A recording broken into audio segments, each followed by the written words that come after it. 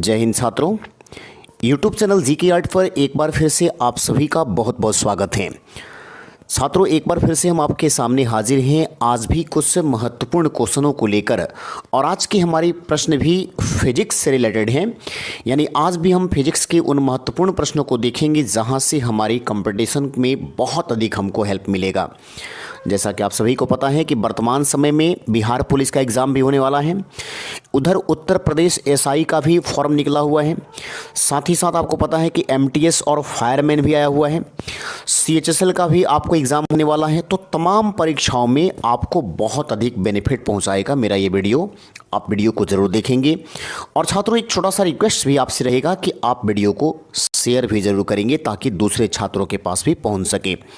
तो आइए हम बिना किसी देरी के आज के पहले प्रश्न को देखते हैं। पहला प्रश्न क्या पूछा गया है? पहला प्रश्न जो दिया गया है उसमें यह पूछा है कि इलेक्ट्रिक हीटर की कुंडली बनाने में किस सामग्री का प्रयोग किया जाता है। बहुत ही अच्छा क्वेश्चन है। इलेक्ट्रिक जो हीटर होता है जिसको हम विद्युत ऊष्मक कहते हैं, इसकी जो कुंडली बनी होती है वो किस तार की बनी होती है? ऑप्शन दे रहा है कॉपर, लोहा, चांदी और नाइक्रोम। आपका सही आंसर बनेगा नाइक्रोम। यहाँ पे निक्रोम लिखा हुआ है, आप इसको ध्यान रखेंगे, नाइक्रोम। और मैं आपको बताना चाहता हूँ कि जो नाइक्रोम होता है वह दो चीज़ों से मिलकर बना होता है। एक ये बनता है निकेल से, और निकेल के साथ में क्रोमियम होता है। ये निकेल होता है और निकेल के साथ क्रोमियम होता है। अब देखें तो दो चीज़ें हैं। जहाँ तक निकेल की बात है तो इस नाइक्रोम में निकेल होता है 80%, 80%, और जो क्रोमियम होता है वो होता है आपको 20%। इन दोनों के द्वारा एक मिश्र धातु तैयार कर दिया गया नाइक्रोम। अब देखिए ये जो नाइक्रोम है इसको इसलिए लगाया जाता है क्योंकि इसका जो गलनांक होता है, जो मेल्टिंग पॉइंट होता है, वो गलनांक होता है 1400 डिग्री सेल्सियस। इसका मेल्टिंग पॉइंट कितना है? 1400 डिग्री सेल्सियस। यानी इस ताप पर ये गलता है। अगर उच्च कोटि का गलनांक है, अगर उच्च कोटि का ये आपका नाइक्रोम है, अगर उच्च कोटि का नाइक्रोम है तो इस गलनांक का मान थोड़ा सा और अधिक हो जाता है।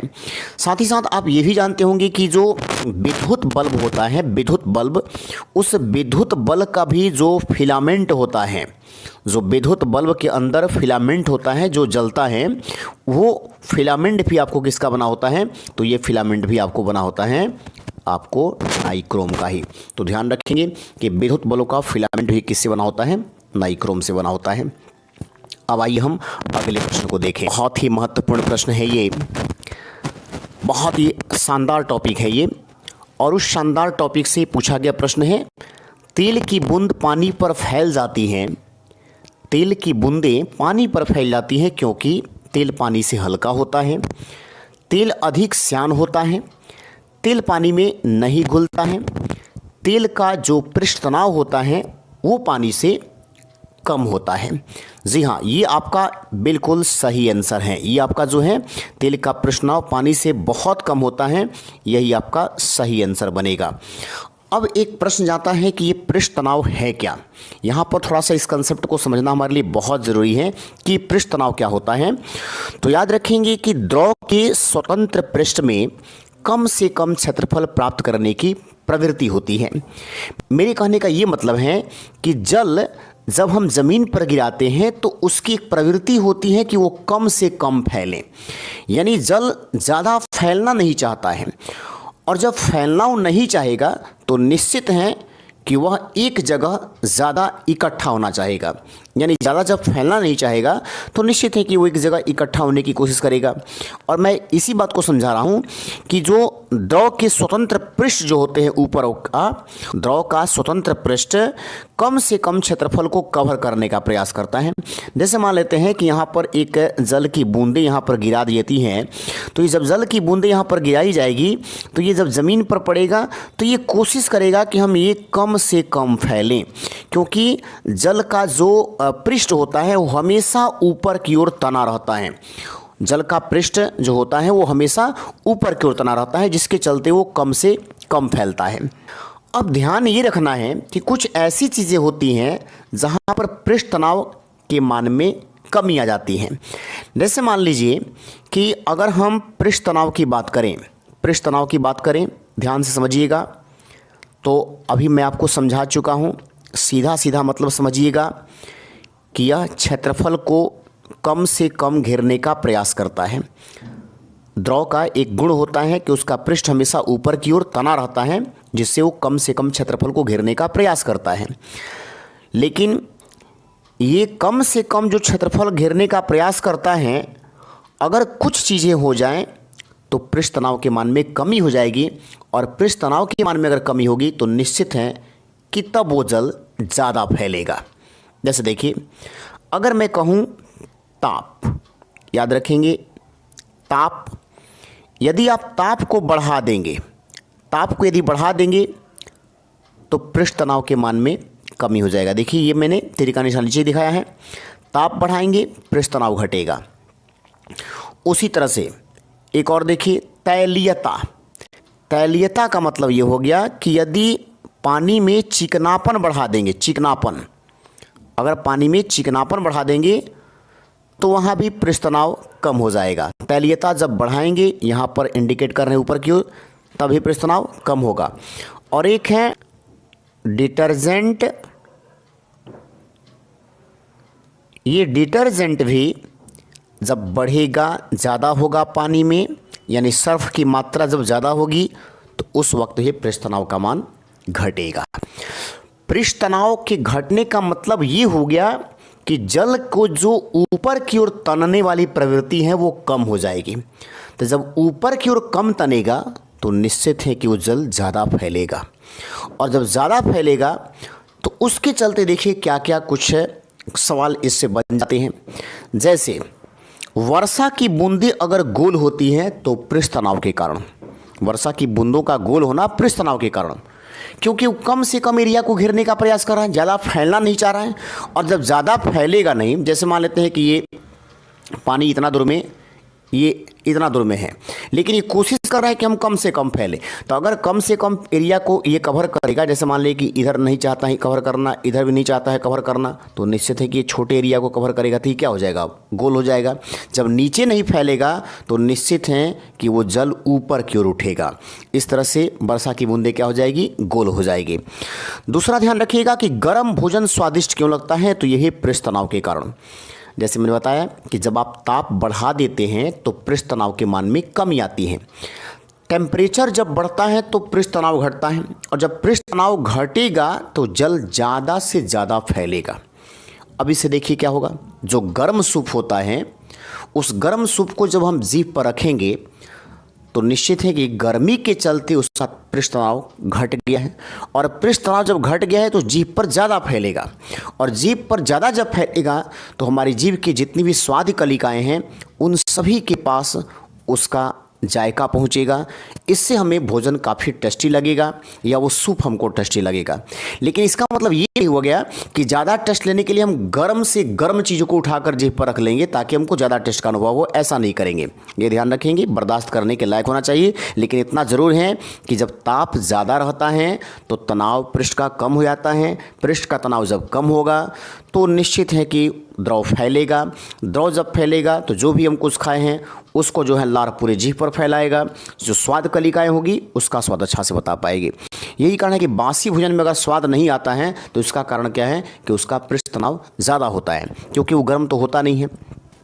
अब देखिए एक और रीज़न, एक जैसे पूछता है कि नालियों में किरासन तेल डालने पर मच्छरों के लार्वा मर जाते हैं। नाली में जहाँ पर मच्छर काफ़ी ज़्यादा हैं, उसके जो लार्वा छोटे जो बच्चे हैं वो ज़्यादा हैं, वहीं से पनप रहे हैं। अगर नालियों में आप किरासन तेल डाल देते हैं तो देखिए यहाँ पर लिखा है ना मैंने तैलीयता, अगर तैलीयता बढ़ा दिए, किरासन तेल डाल दिए तो ये पृष्ठ तनाव को कम करेगा। पृष्ठ तनाव कम करेगा मतलब क्या हो गया कि अब ये पानी ज़्यादा फैलेगा। तो जब फैलेगा तो जो मच्छरों के जो लार्वा होंगे जो ऊपर की ओर बैठे हुए थे उसके पृष्ठ पर, वो सारे अब डूबकर मर जाएंगे। क्योंकि पृष्ठ तनाव में जल का ऊपरी पृष्ठ हमेशा ऊपर की ओर तना रहता है, लेकिन यही पृष्ठ तनाव तो जब कम हो जाएगा तो निश्चित है कि वो पानी फैलेगा तो लार्वा डूबकर मरेंगे। उसके बाद एक क्वेश्चन आता है कि कपड़ों की बेहतर सफाई। तो देखिए यहाँ पर डिटर्जेंट, जब आप कपड़ों में सर्फ का इस्तेमाल करते हैं, तो सर्फ जो है ये पृष्ठ तनाव को घटा देता है। जब पृष्ठ तनाव को कम करेगा तो पूरा पानी कपड़ों में फैलेगा, जहाँ जहाँ गंदगी होगा वहाँ वहाँ ये डिटर्जेंट पहुँचेगा और आराम से कपड़ों की सफाई कर देगा। तो याद रखेंगे, कपड़ों की बेहतर सफाई भी किसके चलते? पृष्ठ तनाव के चलते। उसी तरह से सेविंग जो ब्रश हैं, सेविंग ब्रश जिससे लोग दाढ़ी बनाते हैं, वो सेविंग ब्रश जब पानी से बाहर निकल आता है तो उसके सभी बाल आपस में चिपक जाते हैं, और ये भी घटना किसके चलते? पृष्ठ तनाव के चलते। उसी तरह से पारे में लोहे की कील अगर डाली जाए, अगर कोई पारा है, जैसे पानी में नहीं कर रहा हूँ, पानी में तो लोहे का कील डालेंगे तो डूब जाएगा, लेकिन पारे में लोहे का कील जब डालेंगे ना तो उसमें तैरना शुरू करेगा। पारे में लोहे का कील डालेंगे तो तैरेगा, और जब वो तैरेगा तो ये भी किस घटना के चलते? पृष्ठ तनाव के चलते। लेकिन याद रखिएगा कि अगर लोहे की जगह स्टील की गेंद को पारे में डाली जाए तो अब उसमें निमज्जित हो जाएगा, यानी उसमें डूब जाएगा। याद रखेंगे, स्टील की गेंद पारे में डूब जाती हैं, लेकिन लोहे की गेंद तैरती हैं, और ये तैरती हैं तो केवल किस घटना के चलते? पृष्ठ तनाव के चलते। अब ये क्वेश्चन ये भी बनता है कि पृष्ठ तनाव का मात्रक क्या होता है? तो पृष्ठ तनाव का मात्रक होता है जूल प्रति मीटर स्क्वायर। जूल प्रति मीटर स्क्वायर, याद रखिएगा, इसका हो गया जूल प्रति मीटर स्क्वायर, ये पृष्ठ तनाव का मात्रक है। मुझे लगता है कि अब आप इन सारे प्रश्नों को समझ गए होंगे। अब आइए हम अगले प्रश्न को देखें। बहुत ही अच्छा क्वेश्चन है ये। ऑटोमोबाइल मोटर कारों में हाइड्रोलिक ब्रेक के कार्यकरण वर्किंग पर निम्नलिखित में से कौन सा सिद्धांत या नियम लागू होता है? बर्नौली का नियम, पोसियल्स का सिद्धांत, पास्कल का नियम, आर्किमिडीज का सिद्धांत। याद रखिएगा, इसका सही आंसर होगा पास्कल का नियम। अब वही जानते हैं कि पास्कल का नियम क्या है। पास्कल साहब ने ये बताया था कि बंद द्रव के किसी भी भाग पर आरोपित बल द्रव द्वारा सभी दिशाओं में समान परिमाण में संचरित होता है। ये पास्कल का नियम है। जैसे मान लेते हैं कि ये आपको एक गुब्बारा है, ठीक है ना, बंद गुब्बारा है, इसके अंदर ये जो है पानी डाला गया है, इसमें ये पानी इसमें है। अब इस गुब्बारे को हम यहाँ से हाथों से दबा रहे हैं, यहाँ पे दबा रहे हैं, तो जब यहाँ पे दबाएंगे तो निश्चित है कि ये गुब्बारा इस तरह से ये दबेगा। ध्यान रखेंगे, ये गुब्बारा ऐसे दबेगा ना, यहाँ पे दबेगा।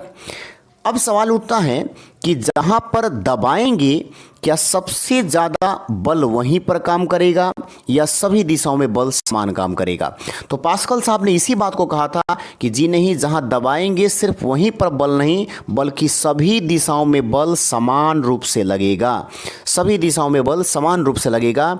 और इसी पास्कल के नियम पर जो बेहतरीन कुछ उपकरण हैं जो कार्य करते हैं, जैसे कि हाइड्रोलिक ब्रेक, हाइड्रोलिक लिफ्ट और हाइड्रोलिक प्रेस, ये तीनों के तीनों कार्य करते हैं किस पर? पास्कल के नियम पर।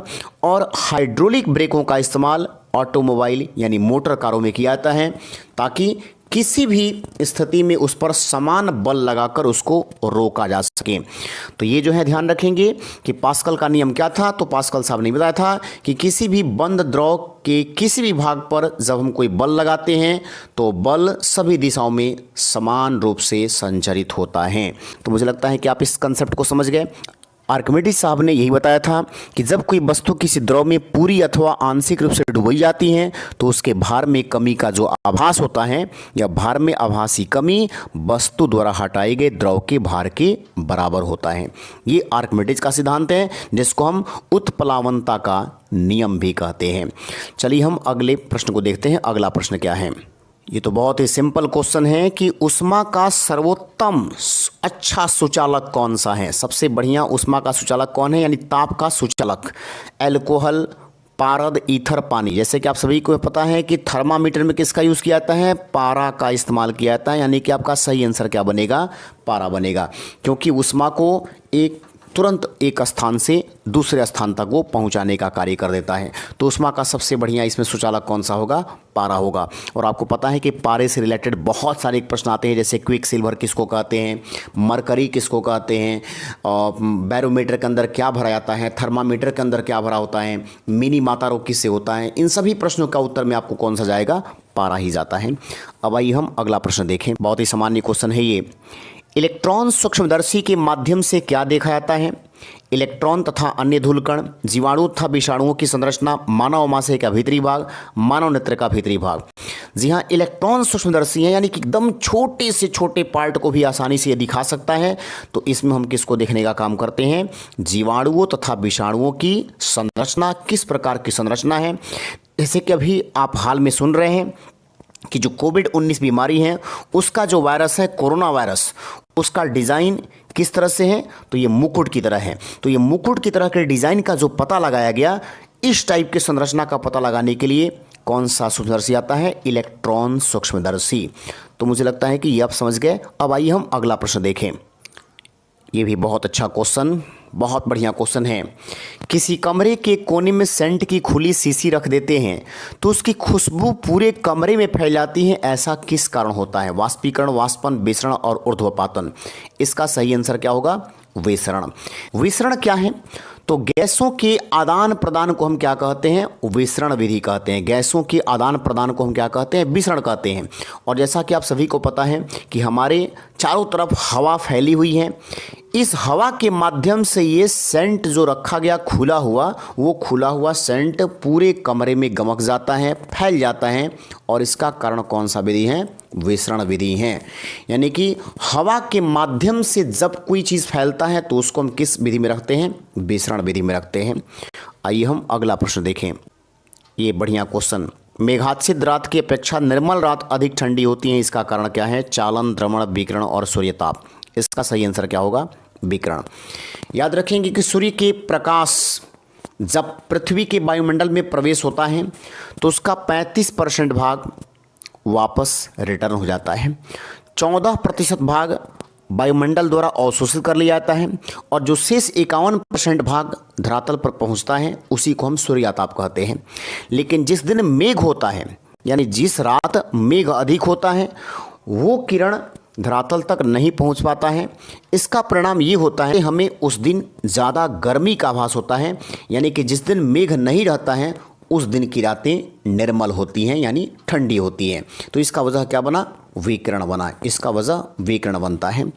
अब आइए हम अगला प्रश्न देखें। ये क्वेश्चन, ध्वनि की चाल सबसे तेज किस में होती है? ध्वनि की चाल सबसे तेज किस में होती है? जल में, वायु में, कांच में, ग्लिसरीन में। ये आपका सही आंसर क्या होगा? कांच में। अब आइए थोड़ा देख लेते हैं कि किस में कितना होता है। अगर मैं जल की बात करूं तो जल में होता है 1483 मीटर प्रति सेकंड। अगर हम हवा में बात करें तो हवा में होता है 330 मीटर प्रति सेकंड। यदि मैं कांच में बात कर दूं, कांच में होता है 5640 मीटर प्रति सेकंड। और यदि ग्लिसरीन की बात करूं तो ग्लिसरीन में होता है 1213 मीटर प्रति सेकंड। तो मुझे लगता है कि आप समझ गए कि ध्वनि की चाल सबसे तेज किस में होती है? कांच में। वैसे भी ध्यान रखिएगा, ये क्वेश्चन पूछा जाता है कि ध्वनि की चाल सबसे तेज किस में होती है? इस्पात। और इस्पात जो है यानी ठोस चीज़ हो गया तो कांच भी क्या होता है? ठोस होता है। इसलिए आपका सही आंसर हो गया आपको कांच। अब आइए हम अगला प्रश्न देखें। अगला प्रश्न क्या है? बहुत बढ़िया क्वेश्चन। द्रव तापमापी की अपेक्षा जो द्रव तापमापी है, यानी जिसके अंदर लिक्विड भरा होता है, जैसे हम कहेंगे पारा भी एक क्या है? द्रव तापमापी है, थर्मामीटर। द्रव तापमापी की अपेक्षा गैस तापमापी अधिक संवेदी होता है, वो ज़्यादा एक्टिव होता है। इसका कारण क्या है? द्रव से हल्का होता है, इसके चलते। द्रव की अपेक्षा अधिक प्रसार करता है, इसके चलते। सरलता से प्राप्त हो जाता है, इसके चलते। या अपनी व्यवस्था को आसानी से नहीं बदलता है, इसके चलते। तो हम ये कहेंगे कि द्रव की अपेक्षा ये अधिक प्रसार करता है, क्योंकि आपको पता है कि गैसों के अंदर ब्रोमियन मूवमेंट होता है, उनके बीच ससंजक जो बल होता है वह काफ़ी कम होता है, जिसके चलते वो ज़्यादा फैलता है। और यही कारण है कि वो ज़्यादा संवेदी होता है। तो आपका सही आंसर क्या होगा? द्रवों की अपेक्षा अधिक प्रसार करती है। अब आइए हम अगला प्रश्न देखें। ये बहुत अच्छा क्वेश्चन है। धूप के चश्मे के लिए किस कांच का प्रयोग किया जाता है? धूप के चश्मे के लिए किस कांच का प्रयोग किया जाता है? पायरेक्स, फ्लिंट, क्रुक्स कांच और क्रिस्टल। आपका सही आंसर क्या होगा? क्रुक्स कांच। वैसे मैं जो भी ऑप्शन है उसके बारे में बताना चाहता हूँ। क्रुक्स कांच ये धूप के चश्मे के लिए प्रयोग होता है। पायरेक्स की अगर बात करें तो प्रयोगशाला के जो उपकरण होते हैं, प्रयोगशाला में जो भी उपकरण कांच के बनाए जाते हैं, वो उपकरण बनाने के लिए किस कांच का उपयोग किया जाता है? पायरेक्स कांच का इस्तेमाल किया जाता है। फ्लिंट कांच की जब बात करें तो फ्लिंट कांच का प्रयोग होता है कैमरा में। याद रखेंगे, कैमरा में, इसके साथ साथ इसका प्रयोग होता है दूरबीन में, दूरबीन के अलावा इसका प्रयोग होता है आपको लेंस में, है ना। तो कैमरा के साथ साथ दूरबीन के बाद लेंस में इसका इस्तेमाल किया जाता है। क्रिस्टल कांच, इसको हम विद्युत बल्ब के तौर पर इस्तेमाल करते हैं। जो विद्युत बल्ब होता है उसमें इसका इस्तेमाल किया जाता है। उसी तरह से देखिएगा कुछ और कांच होते हैं जैसे मृदु कांच। तो मृदु कांच जिसको हम सोडा कांच भी कहते हैं, इसका प्रयोग परख नली, ट्यूबलाइट, बोतल वगैरह बनाने में किया जाता है। कठोर कांच जो होता है उससे टेम्पर्ड ग्लास बनाया जाता है, मोबाइल वगैरह का देखिएगा टेम्पर्ड ग्लास। फोटोक्रोमिक जो कांच होता है उसमें धूप का चश्मा बनता है। पोटास कांच से कांच का बर्तन बनाया जाता है, और जो क्रूक्स कांच है उससे आपको धूप का चश्मा बनाया जाता है। तो मुझे लगता है कि ये आंसर आप समझ चुके हैं। अब आइए हम अगले प्रश्न को देखें। ऊर्जा संकट किसका परिणाम है? ऊर्जा संकट किसका परिणाम है? बहुत ही अच्छा क्वेश्चन है। ऊर्जा उत्पादन में कमी, उत्पादन में भारी लागत से कोई वास्ता नहीं है। प्रदूषण के कारण कुछ ऊर्जा स्रोतों का प्रयोग करने के भय से, इसके चलते ऊर्जा संकट नहीं है। ऊर्जा के अन्वीकरण स्रोतों से अधिक प्रयोग करने से, जी हाँ, अन्वीकरण ये स्रोत, ऐसे स्रोत जो आने वाले समय में समाप्त हो सकते हैं। जैसे कोयला किस में आता है? अन्वीकरणीय स्रोतों में आता है। अगर इसका लगातार इस्तेमाल करेंगे तो आने वाले समय में कोयला समाप्त हो जाएगा। इस परिस्थिति में धरती पर ऊर्जा संकट उत्पन्न हो जाएगा। यानी अन्वीकरणीय स्रोतों का अधिक प्रयोग करना ऊर्जा संकट का मुख्य कारण है। इसलिए सरकार का या पूरी दुनिया का प्रयास है कि लोग अधिक से अधिक ऊर्जा के नवीकरणीय स्रोतों का प्रयोग करें, यानी रिन्यूएबल स्रोत का प्रयोग करें, ताकि दोबारा उसको प्राप्त किया जा सके। अब आइए हम अगला प्रश्न देखते हैं। ये तो बहुत ही सिंपल क्वेश्चन। बिजली का सुचालक है शुष्क वायु, कागज, मिट्टी का तेल, ग्रेफाइट। जैसे कि आप सभी को पता है कि ग्रेफाइट एक अधातु है, लेकिन अधातु होते हुए भी यह पूरी तरह से बिजली का सुचालक होता है। ये ध्यान रखेंगे कि यह एक अधातु है, लेकिन अधातु होकर भी यह विद्युत का सुचालन करने का काम करता है। कौन? ग्रेफाइट, जो कि कार्बन का एक अपरूप है। अब आइए हम अगला प्रश्न देखें। रडार का आविष्कार किया था एंड्स जैक सिनेमा, एंगस कोडाक, विलियम रस्मे, रॉबर्ट वाटसन वाट। जी हाँ, इसका सही आंसर क्या होगा?